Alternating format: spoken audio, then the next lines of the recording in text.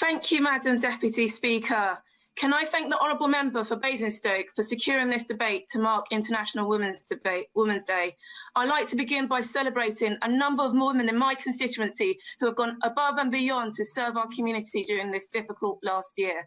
Dr. Sam Parrott, OBE, the Principal of London South East Education Group, who has done so much to ensure young people were supported throughout the pandemic. Sue Stokeham, an ovarian cancer survivor, who's using her experience to raise awareness about the signs of ovarian cancer and the importance of getting help quickly during this pandemic. Carmel Brittle, the founding director of the Kiddies Club, which offers educational enrichment to young children from African and Caribbean backgrounds. Kate Heaps, the chief exec of Bexley and Greenwich Hospice. Yakaya Tavanda, who is the founder and director of Active Horizons, a charity that works to support Black and ethnic minority young people in Bexley.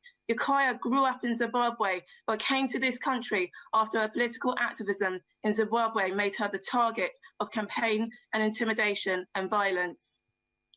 And of course, the many women on frontline who have served during the pandemic as doctors, nurses, carers, cleaners, and other key workers. I'm afraid I can't name them all. We mustn't forget the sacrifices they have made and the burden that has fallen on them.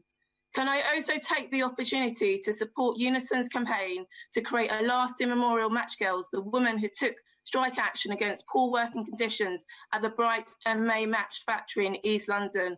Of course, as well as celebrating the achievements of women, this debate is an opportunity to talk about the challenges and barriers women continue to face on all walks of life.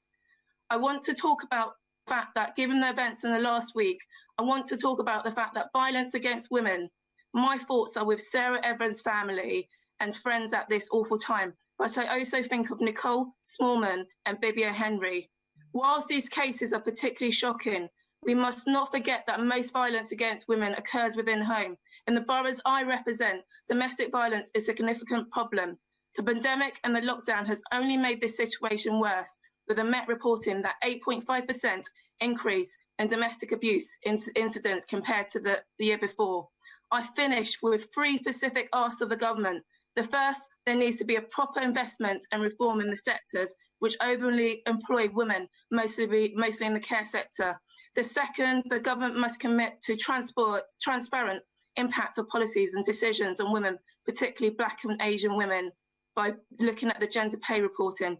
And finally, the government must provide targeted support for women to recover from the pandemic, including investment in women's mental health services and helping young women back into work, and funding specialist domestic violence services. Thank you.